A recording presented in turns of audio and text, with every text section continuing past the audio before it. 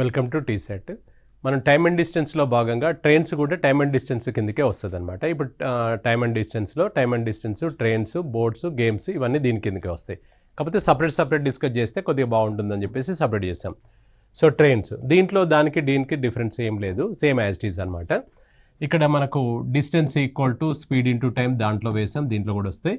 Speed equal to distance by time, so time equal to distance by speed అనమాట. ఇవి మనకి ఇక్కడ ప్రతిదీ కూడా సూత్ర ప్రకారం వస్తుంది. టైమ్ అండ్ డిస్టెన్స్లో ఎక్కువ సూత్రాలు వాడలేదు, కానీ ఇందులో కంపల్సరీ వాడాల్సి వస్తుంది. ఎక్కువ ట్రెండ్స్లలో ఎక్కువ వస్తుంది మనకు. నెక్స్ట్ మనం కిలోమీటర్ పర్ అవర్ నుంచి మీటర్ పర్ సెకండ్లోకి మార్చుకోవాలంటే ఇంటూ 5/18 చేత మల్టిప్లై చేస్తే వచ్చే రిజల్ట్ మీటర్ పర్ సెకండ్ అవుతుంది.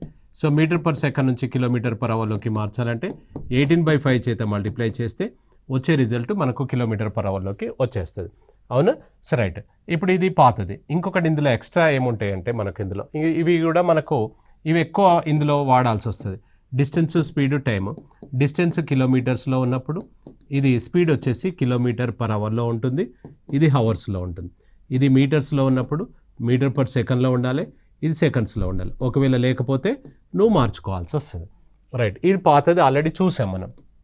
ఇందులో కొత్త ఏంటంటే మనకి ఇందులో ట్రైన్ ఒక పోల్ను కానీ, ఒక ట్రీని కానీ, ఒక వ్యక్తిని కానీ, ఒక కిలోమీటర్ రాయిని కానీ క్రాస్ చేస్తున్న సందర్భాలలో దీని పేరు ఒకటి 1 అని పెట్టుకుందాం.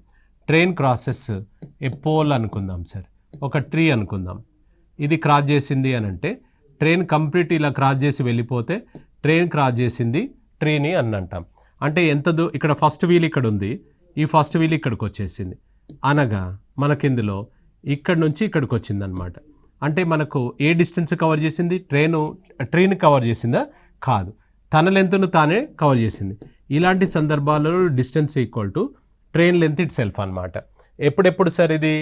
మనకు ఒక పోల్ క్రాస్ చేసినప్పుడు, ఒక మ్యాన్ క్రాస్ చేసినప్పుడు, ఒక ట్రైన్ క్రాస్ చేసినప్పుడు, ఇలాంటి సందర్భాలలో ఒక కిలోమీటర్ రాయిని, అంటే దాని పొడవు, వెడల్పు, ఎత్తును పరిగణలోనికి తీసుకోలేనటువంటి వాటికి మనము ఇలాంటి సందర్భాలలో డిస్టెన్స్ వచ్చేసి train length it self.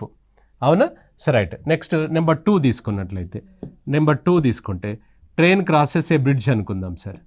Train crosses A bridge, దీన్ని దాటుతుంది అని అనుకుందాం. సో ఇక్కడ మన ట్రైన్ ఉంది, దీని ఫస్ట్ వీల్ ఇక్కడ ఉంది, స్టార్ట్ అని గ్రీన్ సిగ్నల్ ఇచ్చాం. అది స్టార్ట్ అయింది, ఇక్కడ దాకా వచ్చింది, క్రాస్ అయింది, స్టాప్ అని చెప్పేసాం, ఇక్కడ ఆగిపోయింది. అంటే మన ట్రైన్ ఇక్కడ నుంచి ఇక్కడికి వచ్చింది. అంటే ఇందులో ఎవరెవరు ఉన్నారు? బ్రిడ్జ్ లెంత్ ఉంది, మన ట్రైన్ లెంత్ కూడా ఉంది. ఇలాంటి సందర్భాలలో డిస్టెన్స్ ఈక్వల్ టు ట్రైన్ లెంత్తో పాటు దీని పేరు ఏదో చెప్తాడు కదా, దాని లెంత్ అనమాట. అది బ్రిడ్జే కావచ్చు, ప్లాట్ఫామే కావచ్చు, స్టేషనే కావచ్చు, ఒక టన్నలే కావచ్చు, ఇంకో రైలు కావచ్చు, ఇలాంటివి అన్నమాట. ఇది ఎప్పుడెప్పుడు సార్ అంటే మనకి ఇక్కడ, సో ఇది బ్రిడ్జ్ లెంత్ కావచ్చు, స్టేషన్ లెంత్ కావచ్చు, ప్లాట్ఫామ్ లెంత్ కావచ్చు, సెకండ్ ట్రైన్ ఇంకో ట్రైన్ లెంత్ కావచ్చు, సమ్ ఎక్స్ కావచ్చు. ఇప్పుడు ఇవన్నీ పేర్లు చెప్పుకున్నాం కదా, ఆయన వేరేది అనొచ్చు. ఒకసారి సొరంగం నుంచి పోయింది అన్నాడు, నువ్వు సొరంగం అంటే ఏంది, బ్రిడ్జ్ అంటే ఏంది, రెండు ఒకటే కదా. మనకు కావాల్సింది లెంత్. గుర్తుపెట్టుకోండి, కేస్ 1లో ఉన్నది అని అంటే, కేస్ 1 అంటే train crosses pole, tree, man అన్నప్పుడు 1 లెంత్ ఈజ్ ద డిస్టెన్స్. ఇక్కడ మనకు కేస్ 2లో ఉన్నట్లయితే 2 length is the sum of 2 length is the distance అనమాట. ఇది గుర్తుపెట్టుకోండి. నెక్స్ట్ ఇందులో అడిషనల్గా ఏంటంటే మనకి ఇక్కడ అడిషనల్గా రిలేటివ్ స్పీడ్ అని వస్తుంది. యావరేజ్ స్పీడ్కు రిలేటివ్ స్పీడ్కు డిఫరెన్స్ ఏంటంటే, యావరేజ్ స్పీడ్ ఏమో ఒకే వ్యక్తి 2 వాహనాలు, అంటే వేరు సమయాలలో. ఇప్పుడు ఇక్కడ నుంచి విజయవాడకు బస్సులో వెళ్ళి అక్కడ నుంచి మనకు కార్లో వచ్చాడు అనుకోండి. సో అప్పుడు మనకేమవుతుంది అని అంటే, ఒకే వ్యక్తి వెళ్ళేటప్పుడు బస్సు, వచ్చేటప్పుడు కారు, అంటే డ్రైవర్ ఒకడే. ఇప్పుడు ఇందులో అలా కాదు, 2 ఒకేసారి మూవ్ అవుతుంటాయి అనమాట. 2 ఒక్కసారి రైళ్ళు మూవ్ అవుతున్నాయి అంటే అవి సేమ్ డైరెక్షన్లో వెళ్ళొచ్చు ప్యారలల్ లైన్స్లో, లేదంటే ఆపోజిట్ డైరెక్షన్లో వెళ్ళొచ్చు ప్యారలల్ లైన్స్, వేరే లైన్లలో. సో కాబట్టి మనకి ఇందులో 2 వాహనాలు ప్రయాణం చేస్తే కదులుతుంటే దాన్ని రిలేటివ్ స్పీడ్ అంటాం, సాపేక్ష వేగం. ఈ యావరేజ్ స్పీడ్ అంటేనో ఒకే వ్యక్తి వేరు వేగాలతో ప్రయాణం చేస్తాడు. అక్కడ ఒకటే డ్రైవరు, ఇక్కడ 2 డ్రైవర్లు ఎట్ ఏ టైం ఉంటారు. అలాంటప్పుడు మనకు ఇది ఆపోజిట్ డైరెక్షన్లో, అంటే వ్యతిరేక దిశలో, ఎదురెదురుగా అన్నట్టు వ్యతిరేక దిశలో, వ్యతిరేక దిశలో మనకు ట్రైను ఇలా ఉన్న సందర్భాలలో దీని పేరు ఎక్స్, దీని పేరు వై స్పీడ్ అనుకుంటే, రిలేటివ్ స్పీడ్ సాపేక్ష వేగం వచ్చేసి sum of X plus Y అనమాట. X plus Y in same డైరెక్షన్లో కనుక తీసుకున్నట్లయితే, సో సేమ్ డైరెక్షన్లో కనుక మనకు ట్రైన్స్ వెళ్ళినట్లయితే, సో ఇది ఎక్స్, ఇది వై, ఒకే డైరెక్షన్. ఇదేమో ఎదురెదురుగా వస్తున్నాయి, ఇదేమో సేమ్ డైరెక్షన్లో. రిలేటివ్ స్పీడ్, సాపేక్ష వేగము ఈక్వల్స్ టు మనకు ఏంటిది ఎక్స్ మైనస్ వై. ఏది పెద్దగా ఉంటే దాంట్లోకి వెళ్ళి తీసేసేయండి. ఇవి రెండు ఎక్స్ట్రా, ఈ 1 and 2 ఎక్స్ట్రా, ఈ సేమ్ డైరెక్షన్ ఆపోజిట్ డైరెక్షన్. ఇక్కడ సేమ్ డైరెక్షన్ అంటే ఏమంటాడు, అదే దిశలో అంటాడు, అదే దిశలో అని అంటాడు. అవునా? సో రైట్, ఇవి మనం డిస్కస్ చేసుకుందాం. ఈ దూరం ఈక్వల్ టు వేగము కాలం ఇప్పుడు మనం చెప్పుకున్నాం కదా, అదే ఇది. నెక్స్ట్ క్వశ్చన్, 300 మీటర్ల పొడవు గల రైలు గంటకు 72 కిలోమీటర్ల వేగంతో ఒక చెట్టును ఎంత సమయంలో దాటి వెళ్ళను? ఒక చెట్టును దాటి వెళ్ళను అంటాడు. మనకు టైం అడుగుతున్నాడు. సో మనం time equal to distance by speed. ఇక్కడ డిస్టెన్స్ అనేది ఏం తీసుకోవాలంటే, ఇప్పుడు ఎవరిని క్రాస్ చేస్తున్నాను? చెట్టును క్రాస్ చేయడము, పోల్ను క్రాస్ చేయడము, మ్యాన్ క్రాస్ చేయడం అంటే ఏమనుకున్నాం మనం? ఫస్ట్లో ఉన్నప్పుడు ఫస్ట్ లెంత్, ఓన్లీ 1 లెంత్. ఇప్పుడు డిస్టెన్స్ ఈక్వల్ టు ఏముంటుంది ఇక్కడ? ట్రైన్ లెంత్ ఇట్ సెల్ఫ్ అనమాట. ట్రైన్ లెంత్ ఎంత ఇచ్చాడు సార్ మనకు? 300 మీటర్స్, 300 మీటర్లు. స్పీడ్ వచ్చేసి ఎంత చెప్పాడు? 72 kmph, 72 km/h. ఇక్కడ ఇది మీటర్స్లో ఉంది, ఇది కిలోమీటర్స్లో ఉంది. అట్లా వేయొచ్చా? వేయలేం. దాన్ని ఏం చేయాలి? మార్చుకోవాలి. ప్రతిదీ మ్యాక్సిమం మార్చాల్సి వస్తుంది ఈ ట్రైన్స్ అనే చాప్టర్లో, గుర్తుపెట్టుకోండి. 72ను మీటర్/సెకండ్ కంటే మనకు 72 × 5/18 అనమాట. ఇది కట్ చేసుకుంటే 20 మీటర్స్/సెకండ్ వస్తుంది. మీరు కొట్టివేయండి. ఇది తీసుకెళ్ళి ఇందులో వేసేద్దాం. ఎంత సార్? ఇక్కడ 300 మీటర్స్ ఏమో డిస్టెన్స్, ట్రైన్ లెంత్, స్పీడ్ వచ్చేసి 20. ఇది కట్ చేస్తే ఎంత అవుతుంది? 20 ఇక్కడ మనకు 15 సెకండ్స్, 15 సెకండ్లు మన ఆన్సర్ అవుతుంది. So 15 seconds is the answer అనమాట. అవునా? So right. ఒక 1/2 కిలోమీటర్ పొడవు గల రైలు ఒక స్తంభాన్ని 5/12 నిమిషాలలో దాటి వెళ్ళాను. అయినా దాని వేగము గంటకు కిలోమీటర్లలో. 1/2 కిలోమీటర్ పొడవు గల ఒక రైలు అన్నాడు, ఒక స్తంభాన్ని అట 5/12 నిమిషాలలో అన్నాడు. ఇప్పుడు డిస్టెన్స్ ఈక్వల్ టు, ఇప్పుడు కనుక్కోవాల్సింది ఏంటిది? వేగం గంటకు కిలోమీటర్లలో. అంటే స్పీడ్ కనుక్కోండి సార్ అన్నాడు. Speed equal to distance by time అనమాట. ఇక్కడ డిస్టెన్స్ అనేది train length, that is 1/2 km, 1/2 kilometres అనగా 500 మీటర్లు, 500 మీటర్లు. నెక్స్ట్ మనకి ఇందులో టైం వచ్చేసి ఎంత సార్? ఇది 5/12 మినిట్స్. 5/12 మినిట్స్ అంటే 5/12 × 60. ఇది కట్ చేస్తే 12 5లు అంటే ఎన్ని సెకండ్లలో? 25 సెకండ్లలో అన్నట్టు. 5/12 మినిట్స్ అన్నాడు అంటే 25 సెకండ్స్ అనమాట.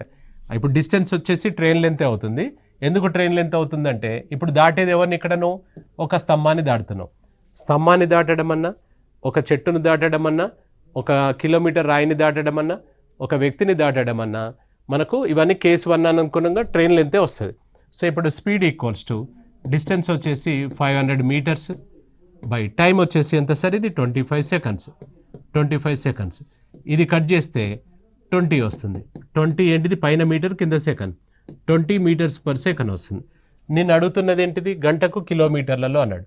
దాన్ని kmph మార్చేసుకోండి. 20 మీకు గుర్తుంటే 5 నాళ్ళలో 20 కదా, 18 నాళ్ళు 72 అని వేయగలిగితే పర్వాలేదు. లేదంటే దీన్ని ఇంటూ 18/5 చేత మల్టిప్లై చేయండి. 72 kmph, 72 kmph is the answer. ఒక రైలు గంటకు 72 కిలోమీటర్ల వేగంతో ఒక వ్యక్తిని అర నిమిషంలో దాటి వెళ్ళును. అయినా రైలు పొడవు ఎంత? అసలు ఏం కనుక్కోవాలి అనేది మనకు తెలియాలి. ప్రశ్నలు మనకు ఇప్పుడు ఎలా వస్తున్నాయి అనంటే, సో మనకు క్వశ్చన్ ఇచ్చి ఆన్సర్ అడుగుతాడు, ఆన్సర్ ఇచ్చి క్వశ్చన్ అడుగుతాడు. సో మనకు ఇందులో ఇప్పుడు లేటెస్ట్ ఏంటిదంటే, ఒక ప్రశ్న వస్తలేదు, 2 ప్రశ్నలు 3 ప్రశ్నలు కలిపి ఒక ప్రశ్నలాగా మనకు సెట్ చేస్తాడు. ఇంకా ట్విస్ట్ ఏంటంటే, మనకి ఇక్కడ 2వ చాప్టర్ 3వ చాప్టర్ కనెక్షన్ లేని చాప్టర్ను కూడా 3 చాప్టర్ల నుంచి కొంచెం మ్యాటర్ తీసుకొని ఒక ప్రశ్నలాగా తయారు చేస్తున్నాడు. అంటే ఒక ప్రశ్నలో 3 చాప్టర్లు 3 ప్రశ్నలు వస్తున్నాయి. అంటే 3 క్వశ్చన్స్ చేస్తే మనకు 1 మార్క్ వస్తుంది. అవునా? సో అలా మనకు క్వశ్చన్ సెట్ చేస్తున్నాడు అనమాట. అంటే క్వశ్చన్ ఇచ్చింది 1 మార్కుకే, కానీ ప్రతి ప్రశ్న మ్యాక్సిమం 5 మార్క్స్ క్వశ్చన్ లాగా, 10 మార్క్స్ క్వశ్చన్ లాగా, అలా మనకు వ్యాసరూప ప్రశ్నలాగా వస్తున్నాయి అన్నమాట. అంతేగాని ఏదో పైపైన చేసుకుంటూ వెళ్దామంటే ఆ రోజులు లేవు. ఇప్పుడంతా సెంట్రల్ సిలబస్ లాగా మన క్వశ్చన్స్ వస్తున్నాయి కాబట్టి పూర్తిగా క్వశ్చన్ అర్థం చేసుకొని చేస్తేనే మనం సక్సెస్ అవుతాం. ఏదో పైపైన అట్లా చూసుకొని వెళ్తే రాదు.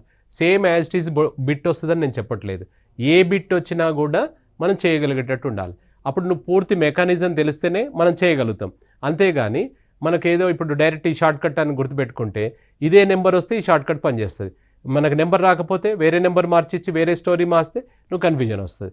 కాబట్టి అట్లా వద్దు. మనం పూర్తి క్వశ్చన్ అర్థం చేసుకొని చేయడం అలవాటు చేసుకోండి. కొంచెం స్లో అయినా పర్వాలేదు కానీ పర్ఫెక్ట్గా వెళ్తారనమాట. అసలు ఏమి ఇచ్చాడు, ఏం అడుగుతున్నాడు మన నుంచి. మీరు ఏ ఎగ్జామ్ అయితే రాస్తున్నారో సీరియస్గా దాన్ని ప్రీవియస్ పేపర్లో ఒకసారి చూసుకుంటుండండి. ప్రీవియస్ పేపర్స్ కంపల్సరీ చూడాలి. మనకు మార్గదర్శకాలు ఏంటంటే మన ప్రీవియస్ పేపర్స్. ఎప్పుడైనా కూడా గమనించండి, మనకు పేపర్ ఎప్పుడు కూడా టఫే వస్తుంది.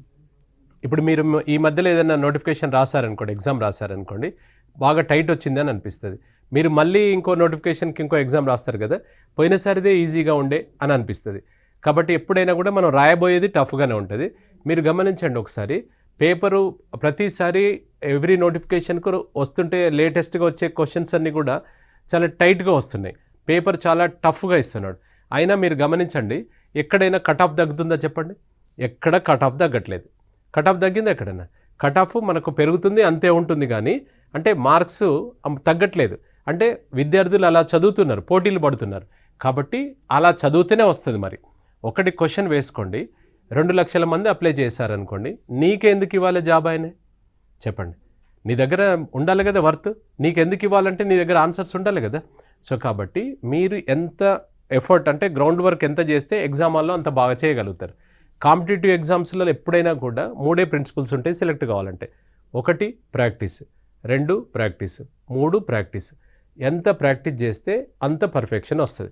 అంతేగాని డైరెక్ట్గా మనకు దీనికి ఆల్టర్నేట్ ఉండదు, సబ్స్టిట్యూషన్ ఉండదు. షార్ట్ కట్లు వెతుక్కోకూడదు మనం. అవునా? ఎంత మనం లాంగ్ టర్మ్లో ప్లాన్ చేసుకుంటేనే సక్సెస్ అవుతాం. ఏదో పైపైన చదువుకొని షార్ట్ కట్లలో వెళ్ళేస్తారంటే అది కరెక్ట్ కాదు. ఇప్పుడు ఆ రోజులు లేవు అనమాట. ఏ బుక్ల నుంచి వస్తలేవు, ఏ నోట్స్ల నుంచి వస్తలేవు. మీరు ఒక 50 మాక్ టెస్టులు రాయండి, గ్రాండ్ టెస్టులు రాయండి, అందులోకి ఒక్క ప్రశ్న కూడా వస్తలేదు. ఇప్పుడు డైరెక్ట్ బిట్టు వచ్చే రోజులు లేవు. కాబట్టి ఏ ప్రశ్న వచ్చినా కూడా మనం చేయడానికి సిద్ధంగా ఉండాలి.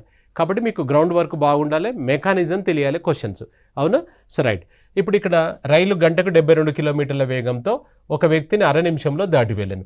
అయినా రైలు పొడవు ఎంత అన్నాడు. అంటే డిస్టెన్స్ అనమాట. రైలు పొడవు అంటే ఏంటిది? డిస్టెన్సే కదా. సో డిస్టెన్స్ కనుక్కోండి అని అన్నాడు. Distance equal to speed into time. నీకు డిస్టెన్స్ కనుక్కోమంటున్నాడు అనేది తెలియాలి, దానికి సూత్రం స్పీడ్ ఇంటూ టైం అనేది కూడా నీకు తెలియాలి. ఇప్పుడు స్పీడ్ చూసుకున్నట్లయితే 72 kmph, 72 kmph. సో 72 kmpHను మనకు అక్కడ ఎంత ఇచ్చాడు, టైం ఎంత ఇచ్చాడు సార్? ½ మినిట్ ఇచ్చాడు. ఇదేమో కిలోమీటర్ పర్ అవర్లో ఉంది, ఇది మినిట్స్లో ఉంది. దాన్ని మార్చుకుందాం, దీన్ని మార్చుకుందాం, నీ ఇష్టం. 72ని మార్స్తే డైరెక్ట్గా మీకు 20 మీటర్ పర్ సెకండ్ అనేది స్ట్రైక్ అవ్వాలని చెప్పాం. 18 నాళ్ళు 5 నాళ్ళు 72 × 5/18 చేసుకుంటే ఎంత వచ్చింది? 20 మీటర్స్ పర్ సెకండ్. ఇది ఎంత వస్తుంది sir? ½ × 60 equal to 30 seconds. 30 seconds అన్న. ఇది తీసుకెళ్ళి ఇందులో వేసుకుందాం. ఇది 20 మీటర్స్ పర్ సెకండ్, ఇది 30 సెకండ్స్. అంటే ఎంత అవుతుంది sir? 600 metres is the answer. 600 మీటర్లు మన ఆన్సర్ అవుతుంది. రైలు పొడవు 600 మీటర్ల పొడవు గల రైలు గంటకు 90 కిలోమీటర్ల వేగంతో 150 మీటర్ల పొడవు గల ఒక ప్లాట్ఫామ్ను ఎంత సమయంలో దాటి వెళ్ళను అన్నాడు. ఇది కేస్ 1 కేస్ 2? కేస్ 1 అంటే పోల్ కానీ, ట్రీ కానీ, మ్యాన్ కానీ, కిలోమీటర్ రాయి కానీ ఇలాంటివి. కేస్ 2 ఏమన్నాం? ప్లాట్ఫామ్ కానీ, స్టేషన్ కానీ, ఇంకో రైలు కానివ్వండి, ఒక బ్రిడ్జ్ కానివ్వండి, ఇలాంటివి. అంటే లెంత్ ఇంకో లెంత్ను క్రాస్ చేస్తున్న సందర్భాలలో. సో ఇంకో ట్రైన్ లెంత్ను కావచ్చు. అంటే ఇక్కడ మనకు కేస్ 2. కేస్ 2లో మనము డిస్టెన్స్ ఈక్వల్ టు ఏంటిది? సమ్ ఆఫ్ 2 లెంత్స్ అనమాట. ఇందులో ఏం కనుక్కోమన్నాడు సార్? ఎంత సమయంలో అన్నాడు. టైం అడుగుతున్నాడు. So time equal to distance by speed అనమాట. ఇక్కడ డిస్టెన్స్ మీకు ఐడియా కోసం నేను ఇక్కడ వేసి మీకు చూపించాల్సి వస్తుంది. మీరు ఆయనకేం చూపించాల్సిన అవసరం లేదు. మీరు డైరెక్ట్ డిస్టెన్స్ వేయచ్చు. అక్కడ నేను వేయాలి, కానీ మీకు అర్థం కావడానికి నేను వేస్తాను, కానీ మీరు ఆయనకేం ఎక్స్ప్లెనేషన్ ఇవ్వాల్సిన అవసరం లేదు. మీరు డైరెక్ట్గా చేసుకోండి. సో డిస్టెన్స్ ఈక్వల్ టు ఎంత సమయం? ఇక్కడ 600 మీటర్స్ ట్రైన్ లెంత్. అంటే ఇక్కడ చూడండి, ట్రైన్ లెంత్ వస్తుంది ప్లస్ ఏది దాడుతున్నాం మనం? పొడవుగల ప్లాట్ఫామ్ లెంత్ను కూడా తీసుకోవాలి.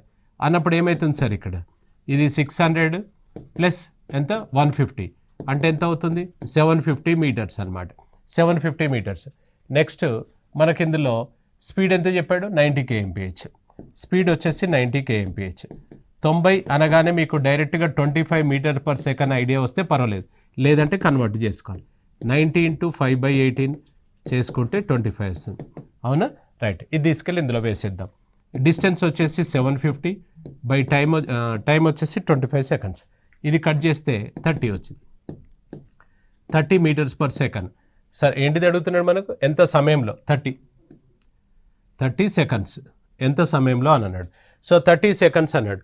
ఇప్పుడు మనకి ఇందులో 30 సెకండ్స్ అంటే మనకి ఇందులో వచ్చింది ఏంటిది, 30 మినిట్స్ ఇచ్చాడు, 25 మినిట్స్ ఇచ్చాడు, హాఫ్ మినిట్ ఇచ్చాడు, 3/5 అన్నాడు.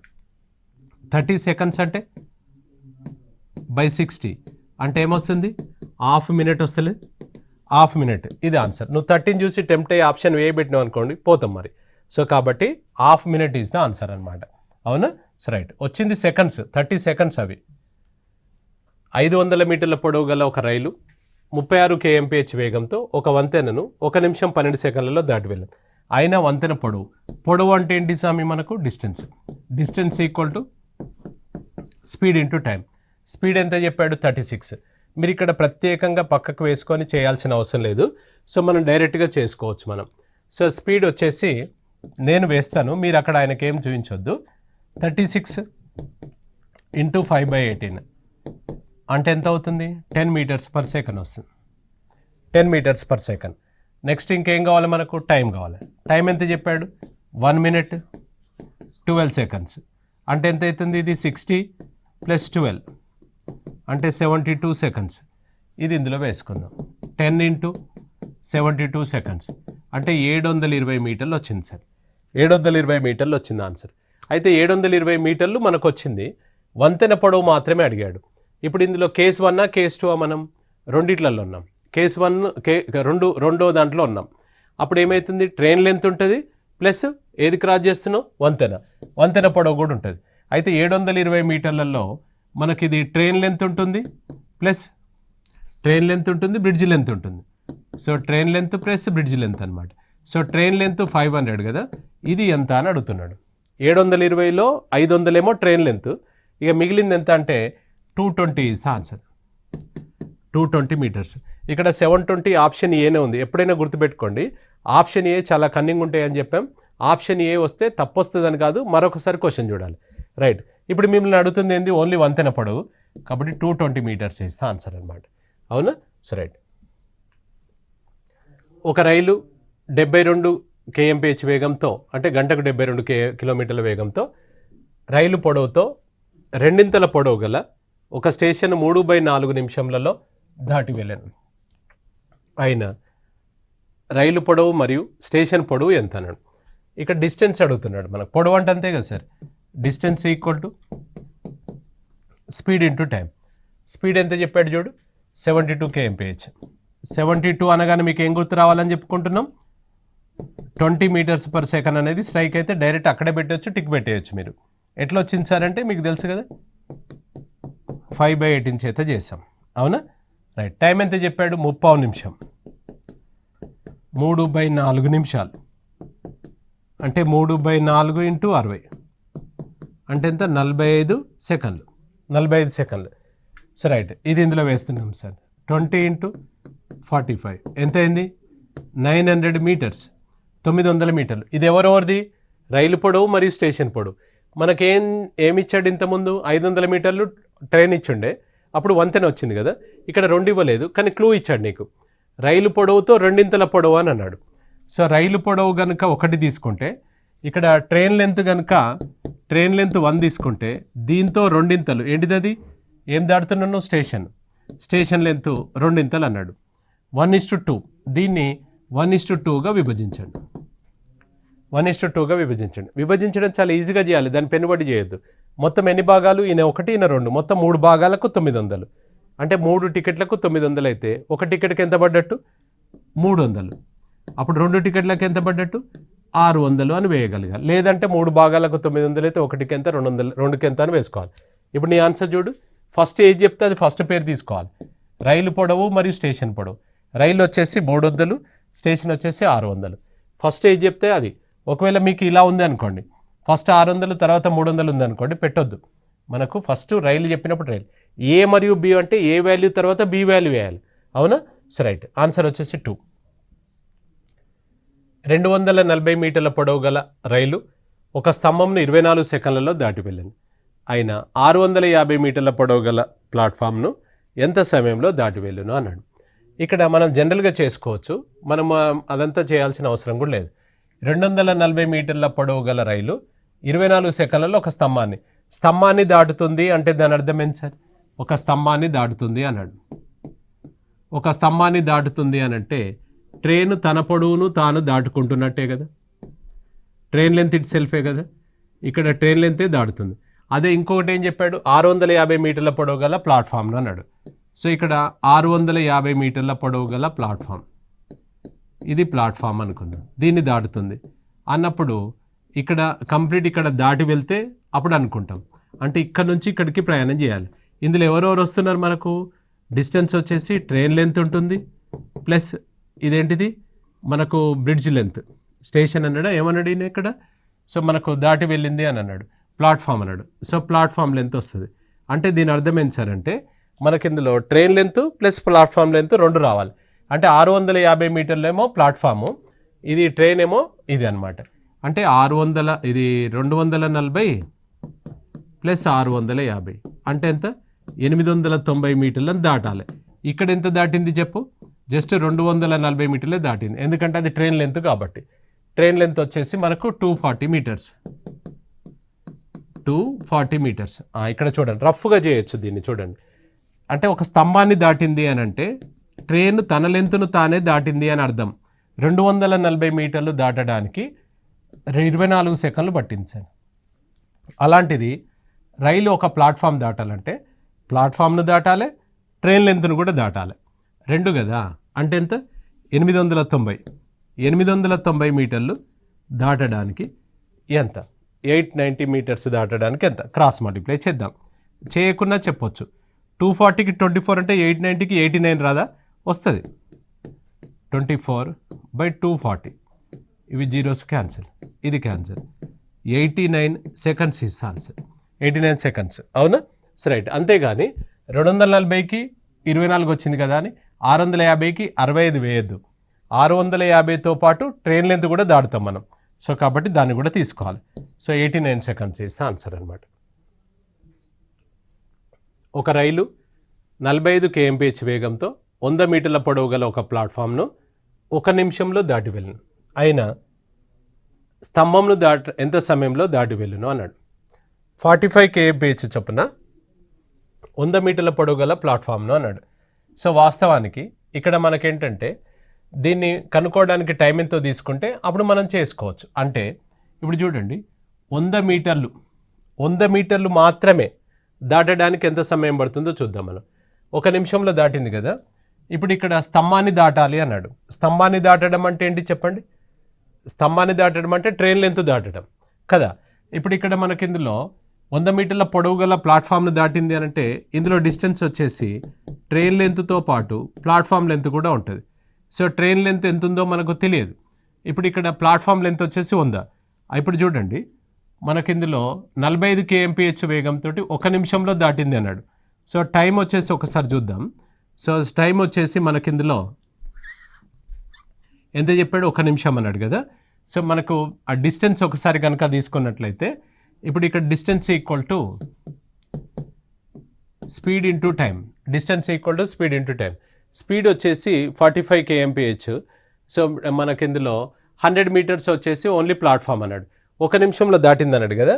ఓన్లీ 100 మీటర్లు దాటడానికి ఎంత టైం పడుతుందో ఒకసారి చెక్ చేసుకుందాం మనం.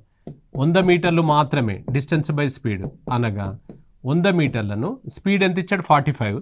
ఇది 45ని మార్చాలి వాస్తవానికి. ఇందులో ఇలా డైరెక్ట్ వేయచ్చు, 5/18 అని ఇక్కడే వేసుకోవచ్చు, లేదా దీన్ని మార్చి వేసుకోవచ్చు. డైరెక్ట్గా మీరు వేయగలిగితే 100/45 × 5 ఆ /18 పైకి వచ్చేసింది సార్.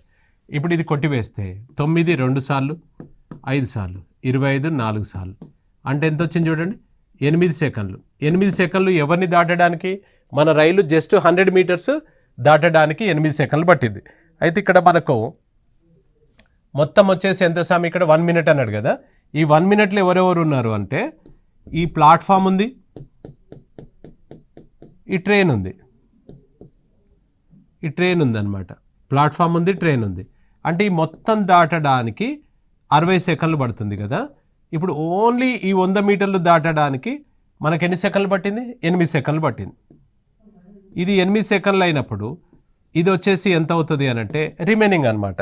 ఇక ఎంత ఉంది రిమైనింగ్? అది 52 సెకండ్స్. 52 సెకండ్స్ అనమాట.